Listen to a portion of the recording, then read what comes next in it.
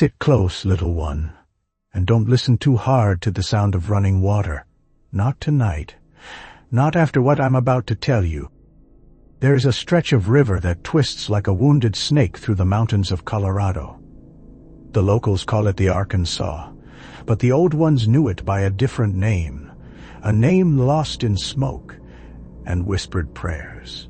It cuts deep through the stone and the soil, wide in some places, narrow in others, and always hungry.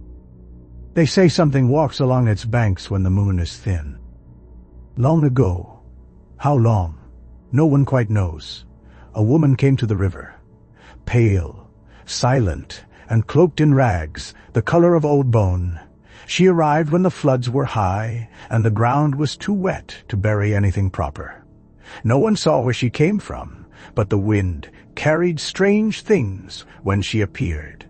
The smell of lavender and decay, and something else.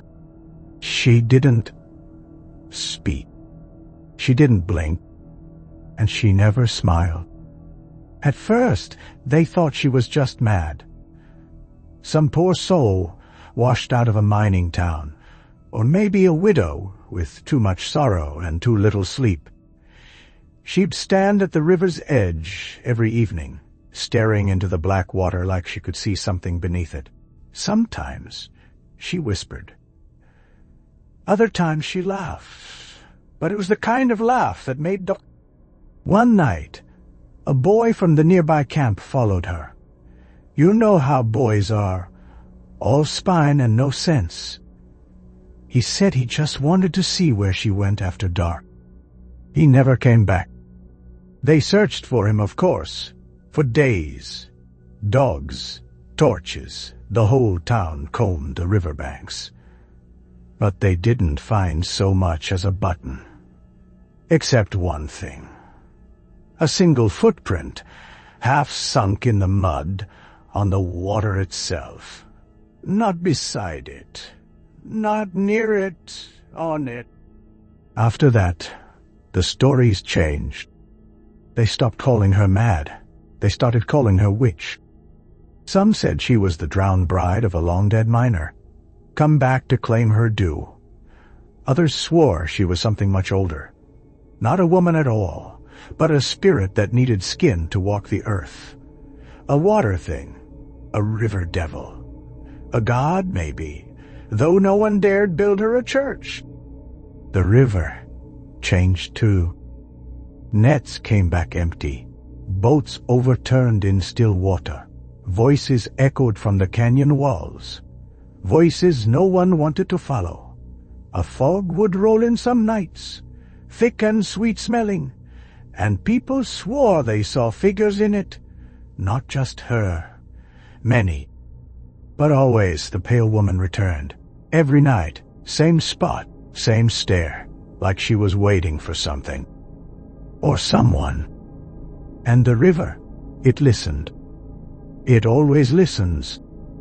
There was an old man named Silas Jett, who lived by the Arkansas long before it had bridges or fences.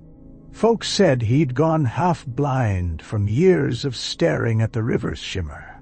Claimed it spoke to him sometimes, not with words, but with images, flashes in the water, memories that weren't his. Silas didn't like visitors, but when he drank, he talked. And what he said chilled even the roughest men into silence. He said the woman in rags wasn't just watching the river. She was feeding it. Not with bread or flowers or coins like some kind of offering. No, with names, with memories, with the pieces of people that don't show up in search parties. She'd whisper to the water, and it would take, and it would never give back the same way. Once, Silas saw her at dawn, standing waist-deep in the current. Her eyes were closed. Her hands were raised. The water moved around her, not against her, like it was alive or like it feared her. And then, from the far bank, something answered. Not a sound, a shape. It rose tall and thin, like smoke curling into a man. No face, no mouth, just presence. It hovered a moment, then melted back into the mist. Silas didn't sleep that night, or for many nights after. He said her body didn't cast a shadow that morning, just the lamp she held. You see, the river has rules, old ones, older than law, and older than the maps. It gives and it takes. You fish from it, it feeds you. You drink from it, it nourishes you. But you take too much, and it notices. And some say she is the notice. They started calling her the Witch of the Arkansas, but only when they were far from the water, never out loud if the river was near, not even in whispers, because strange things happened to people who spoke too boldly. A young couple once camped too close to her stretch.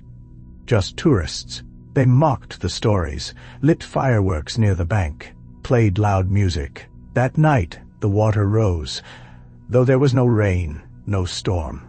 Rose up and took their tent. Searchers found it in a tree 1/2 mile downstream. Torn. Empty. Bones scattered like drift. Locals stopped going out at night. They locked their doors, but more importantly, they covered their mirrors. Why? Because they said sometimes, just sometimes, the river didn't need to flow into your home. It could look in, and if it saw something it liked, it would come for it. There was a boy named Micah Langston, 17 and full of fire.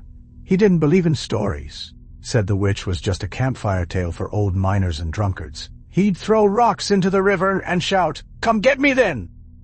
He wanted to see her, and one night he did. It was the fall of '91, a dry season. The river had thinned to a whisper, just slick ribbons winding between black rocks. Micah told his friends he'd go out alone and spend the night at her spot, daring her, daring the story. He brought a flashlight, a blanket, and a bottle of something strong. But what he didn't bring was respect. They found his flashlight 3 days later, still on, its beam pointed straight into the water. Not across, not downstream, down, into the river, like he'd been trying to see something just beneath the surface. They also found something else, a lantern.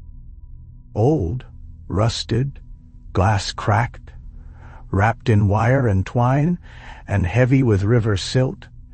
It wasn't his was plastic. This one looked handmade, maybe 100 years old. But here's the thing. When they brought it out of the water, it was warm, like it had just been burning. The search party was quiet after that. Even the sheriff stopped asking questions. And Micah, never seen again. They say sometimes, if you stand on the river's edge just before sunrise, you can see a faint glow moving beneath the surface, like a lantern, swinging side to side, carried by an unseen hand. And if you watch too long, you might catch a glimpse of something else.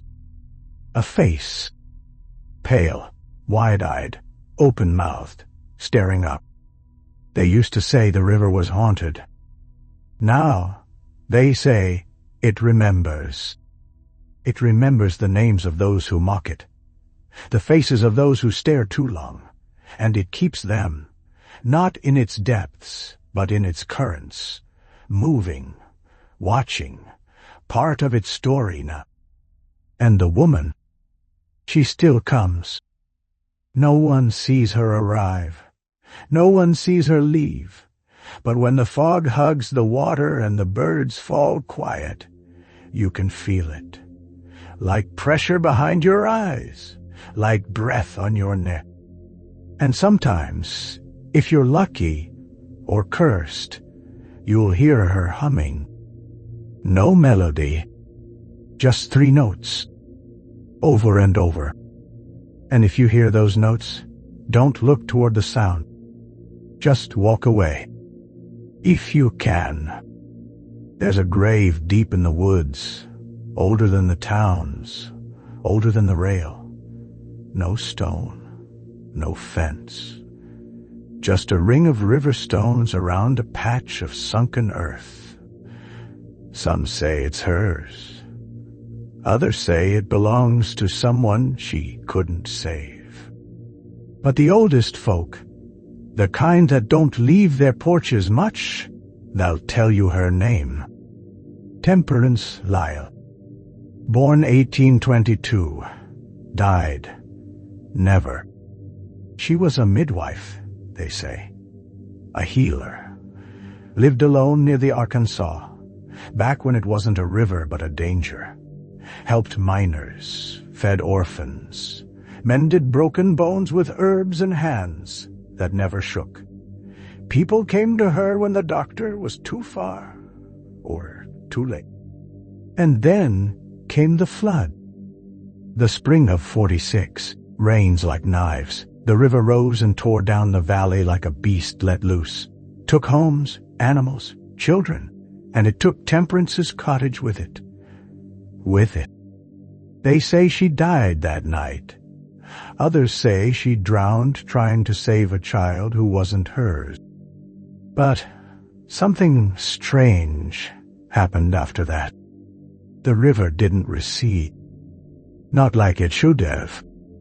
It stayed high, as if holding something in, and strange lights started appearing on its surface. Not reflections, but movements. People reported hearing crying under the bridge, not the kind of cries you can ignore. Then came the first disappearance, then the second, then the silence. Years passed. The grave appeared. No one saw who made it, but someone placed a circle of stones where her house once stood, the only place the water never touched again. But no one visited, because the fog returned, and with it, her. Only now, she wasn't Temperance. She didn't speak, didn't smile, and when people saw her, when they swore, they saw her face hovering above the water or standing barefoot in the shallows. It was the same face, over generations, unchanged. Eyes like still water, skin like moonlight on stone, and that hum, always that hum. Not a curse, not quite. More like a lullaby no one wants to hear. Some think the river keeps her. Others say she became it. That her grief soaked the current so deep it took shape. That the Arkansas itself was reshaped by mourning. Now when people go missing, the old ones don't say, "He drowned." They say, "She took him." Not out of anger. Out of need. Because maybe, just maybe, Temperance is still trying to save someone, and every time the water rises, she's reaching. But the river doesn't give back. It only takes. In 1873, a journal was found under the floorboards of a collapsed shack near the river's bend. The pages were swollen with damp and smeared with old blood. The man who found it, a trapper named Elwood Price, only read a few lines before he threw it in the fire. But not before he spoke of what was written. It belonged to a miner named Caleb Roan. He and 5 others had a claim near the water. A narrow shaft that produced more dust than gold. Desperate men, starving, drunk most nights. But they struck something down there. Not ore. Not stone. A door. He wrote that they unearthed a sealed chamber buried beneath shale, older than the mine, older than any cabin. No hinges, no carvings, just a round, perfectly smooth slab of black rock, and on it, one word scratched by hand: Temperance Detkai. They pried it open. Inside, nothing but dry air and 5 river stones stacked neatly in the center. And in the walls, handprints. Thousands. Pressed into the earth, faint, as if made by water itself. Caleb wrote that when they left the mine that night, the river looked different, higher, moving against the wind, and that something followed them home. One by one, the men vanished. No screams, no struggle, just gone. The last entry in the journal was written in a fevered scrawl, barely legible. She's in the water, but not the river. She's under it, beneath what we buried, beneath what we broke.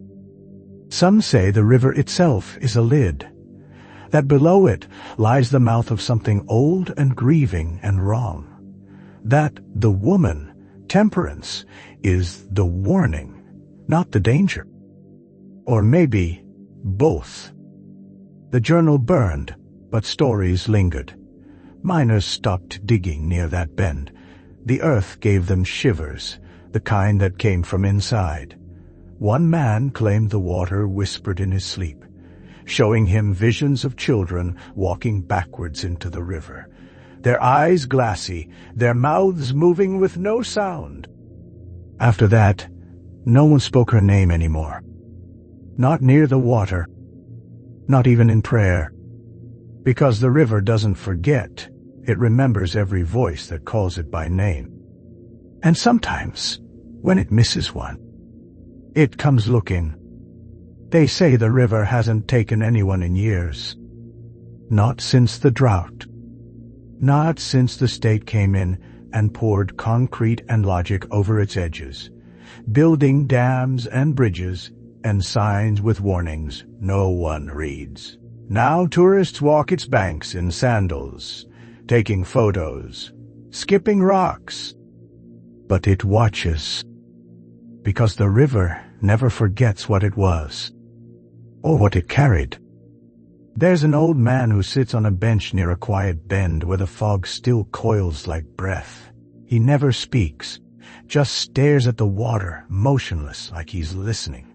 The locals call him the ferryman, though no one knows his name. Some say he's the last witness. Some say he's her brother. But every now and then someone goes missing. A camper, a hiker, a child who wanders too far at dusk. The rangers say it's the terrain, the cold, the isolation. But those who know better, they know the signs. The silence before sunset, the smell of wet ash, the way animals won't drink from certain places, even when they're dying of thirst, and if you're really unlucky, the soft hum in the tree. 3 notes. Always the same. And then the water stills. Not a ripple, not a breeze. Just glass. That's when you need to run, not walk. Run. Because she's not angry anymore. She's waiting. Waiting for the ones who broke her name, who cracked the seal and whispered stories into campfires like they were games. Waiting for someone who understands. But no one does. Because no one ever listens. Not really. Not until they hear her voice in the current. Not until they see that pale figure standing knee-deep in the water, humming with her head tilted, and her eyes open wide. Not until it's far too late to turn away. And by then, the only sound left is the river closing over your mouth. They dug again last year. A crew from out of state hired to expand a hiking trail near the canyon's lip. Bright helmets, bright machines, bright teeth. They joked about the stories, played music too loud, laughed too hard. And then they hit something. Not rock. Not root, but hollowness. The foreman said it sounded like breathing, the way the earth exhaled when they cracked through. A long, slow sigh. They paused work. The soil around the dig turned wet within hours, despite the drought. That night, one of the crew wandered down to the water. He never came back. They found his boots in the mud, still laced, still standing upright, as if his body had been lifted out of them. No footprints led away. Since then, the river's been louder. The current rushes even when the weather is calm. The fog clings to the trees longer, and more than one traveler has reported seeing lights under the surface, not fire, but eyes. Some say they're hers. Some say they're the ones she took. But the old man on the bench, the one they call the ferryman, he finally spoke just once. A ranger sat beside him at dawn, asked him straight, "Is she real?" The old man didn't look away from the water. He just nodded once, then whispered, "You're asking the wrong question. The better one is, how many are there now?"